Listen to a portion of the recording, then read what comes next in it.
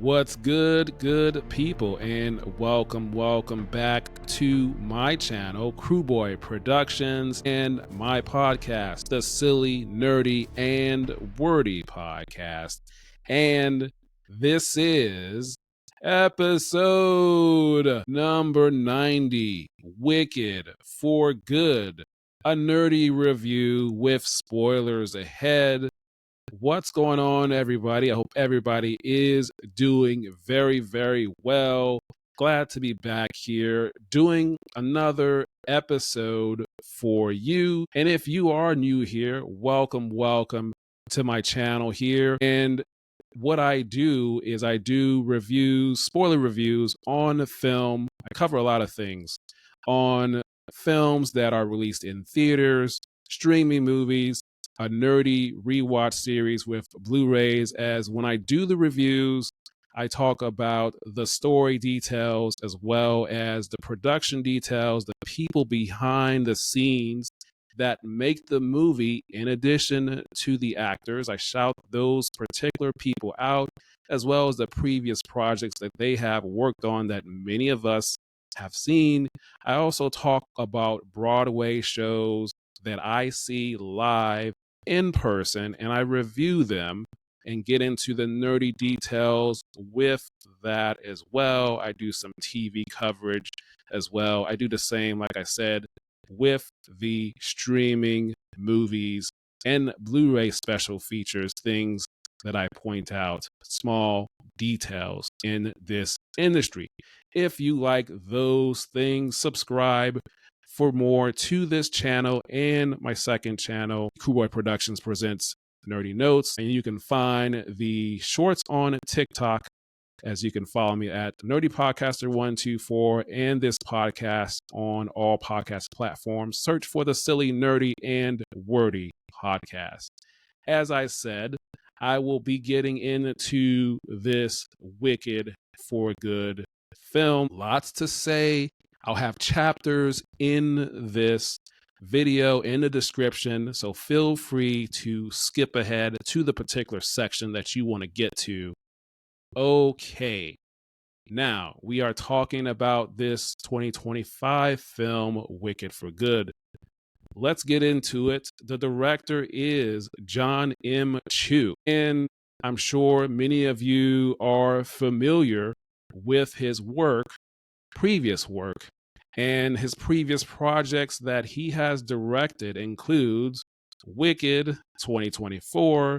He is also the director of Crazy Rich Asians, that was in 2018. He also directed In the Heights, that was in 2021. He is also the director of G.I. Joe Retaliation, that was in 2013. And he has directed Step Up 2, The Streets in 2008, and Step Up 3D in 2010. And he was an executive producer on Step Up 4 and 5, Revolution, and Step Up All In. I love those movies, so I had to mention those. I have all 5 of them. I plan to look back and review those Blu-rays and get into those at a later date. But those are Jon M. Chu's previous projects that he has directed.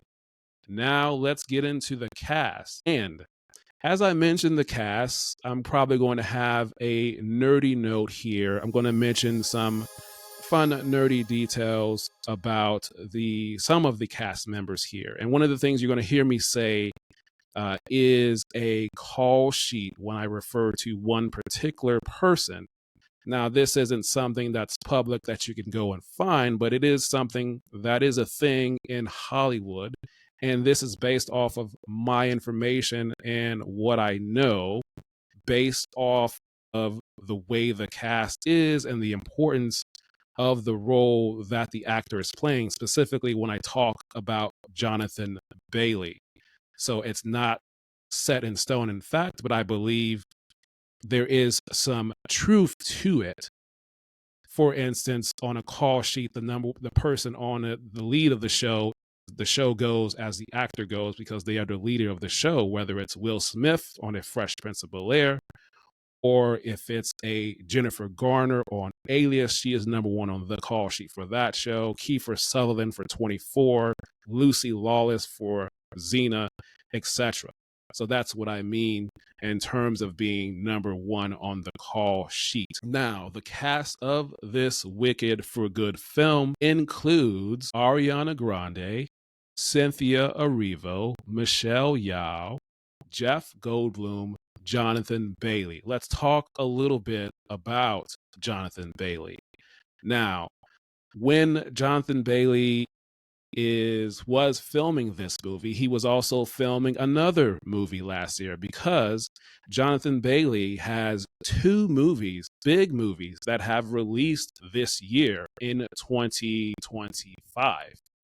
He had Jurassic World Rebirth that released in July 2025.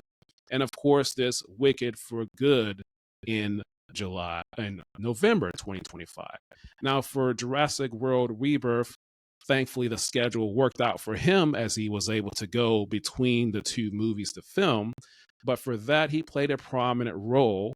And I want to say for that movie, based off of my opinion, I believe in his importance in that movie, he was probably number 2, 3, or 4 on the call sheet for Jurassic World Rebirth. Now, for this Wicked film, I want to say he is most likely number 3, 4, 3 or 4, 5 at the latest on the call sheet for this Wicked for Good film based on his importance. And moving on to other cast members, Ethan Slater, Marissa Bode, Coleman Domingo. Let's talk a little bit more about Coleman Domingo. Busy actor in Hollywood, as he's doing a lot of stuff. And that's a good thing to be a working actor in Hollywood. Now, he has a small role in this film as he voices the Cowardly Lion. Now, Coleman also has a film that released last week on November 14th, The Running Man. He is prominently in that film, most likely number 3 or 4 on the call sheet for that film. And Coleman Domingo also is in a Marvel project / Disney as Your Friendly Neighborhood Spider-Man, the animated Disney Plus show released earlier this year. Season 2 is expected to be released in the fall of 2026. Coleman voices the role of Norman Osborn. He is the voice of that character in Your Friendly Neighborhood Spider-Man. So he was voicing and working on that show, doing his voice acting for this Wicked for Good, as well as being in person to do the live action for The Running Man. And then the rest of the cast, Bowen Yang. Now, he has a smaller role in this film, but important. But he is a regular on Saturday Night Live, but the schedule works out for him as he's able to film his scenes for Wicked and Wicked for Good while he is on his break from Saturday Night Live. And then I finish up with the last cast member, Scarlett Spears. Scarlett Spears plays the younger version of Galinda. So that is the cast for Wicked for Good. Some of the cast, of course, the cast, it's large, many other people involved. Now, let's get into this film. And I like how the film opens up with Michelle Yeoh. Of course, she plays Madame Morble, and she's voicing over in terms of what's happened and talking about the Wicked Witch, talking about Elphaba. So the tone is starting to set with the stakes raised and the intensity up a little bit. So I like how it opens up. Now, the performances in this film, they're all great. Cynthia Erivo and Ariana Grande are, of course, they're excellent in the acting that they do, as well as the singing that they do. But one other person that stood out to me, as I just mentioned her name, that is Michelle Yeoh. And she is one of the villains in this film. And I really like what she did with her role being one of the villains. And so it was cool to see. I like what she did with it. It really stood out to me. I kind of don't like seeing her in a bad person role, but it was cool to see.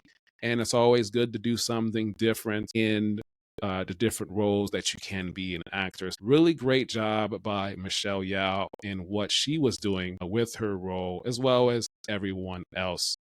Now, in terms of this film overall, I love the film. I thought it was excellent. I thoroughly enjoyed myself, and I don't really have too many bad things to say about it. There's only one thing that I really didn't like, and it was about halfway through the film when Galinda and Elphaba and the wizard, Jeff Goldblum, they are all together in this ballroom sphere, or maybe right before that. And the wizard starts singing his song. And that part right there started out, it was a little bit slow for me. Didn't really like it too much.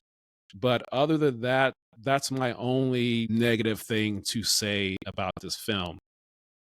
And I have seen the Wicked show on Broadway a minimum of 3 times, possibly 4 times. And I want to say I counted about 5 new songs in this film, which I like them. And some of them got a little bit of a different arrangement, which was pretty good.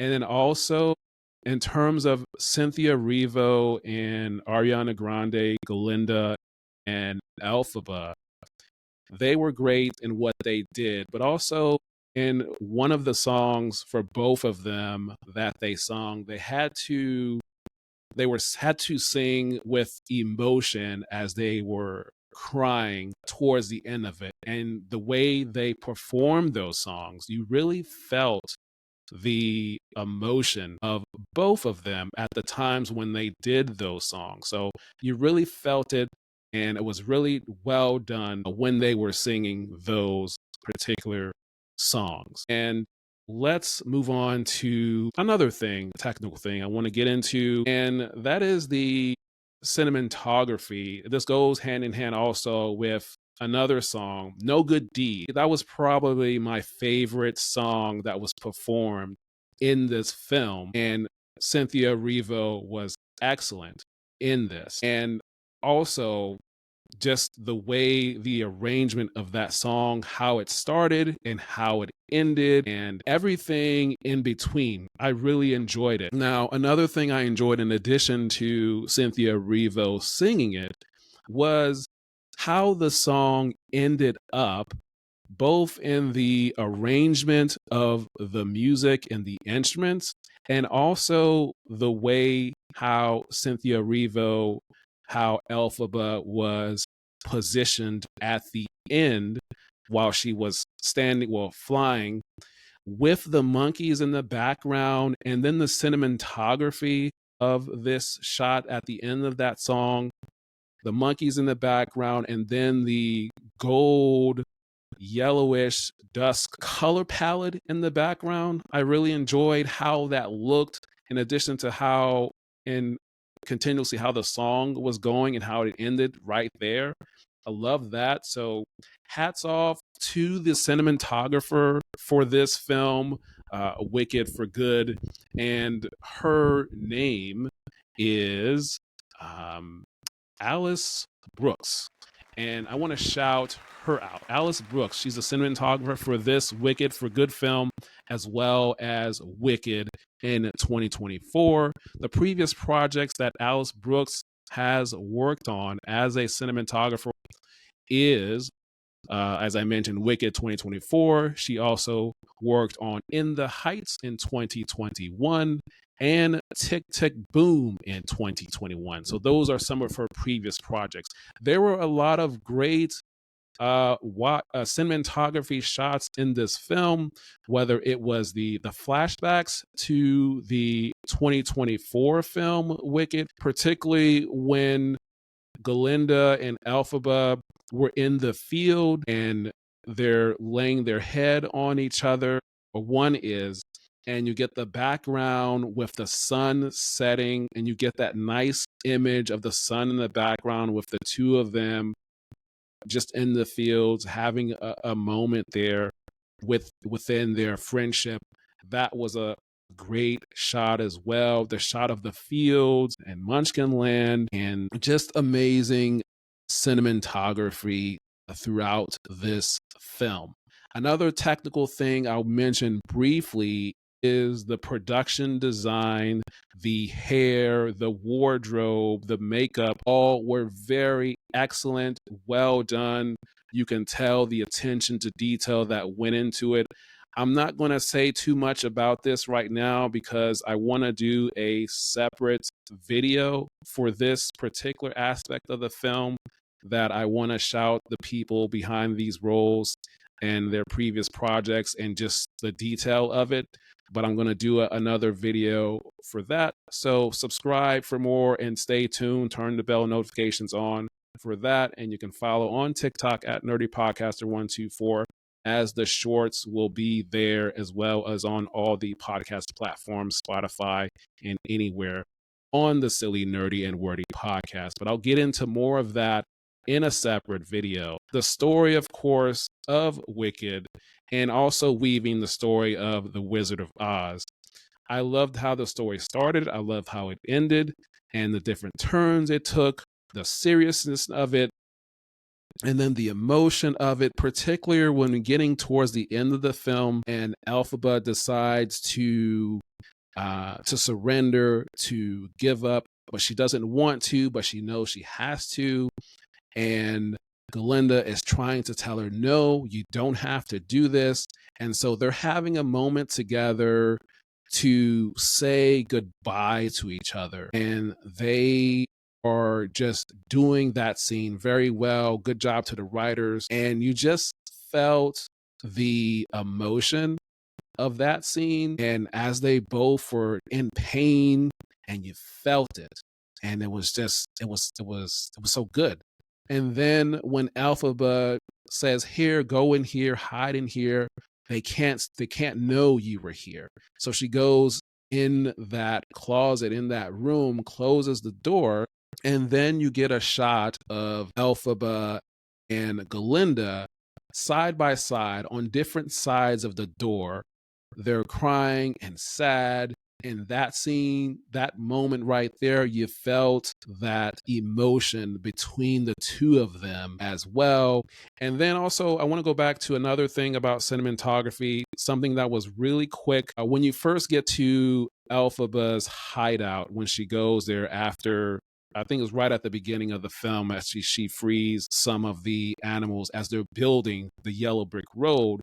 She goes back to her hideout, and she goes to a view of her hideout, and she goes to it, and you see a view of the city, and it's a very quick shot, a couple of seconds. But as you look out from her perspective, it gives me a reminder of Avengers Infinity War.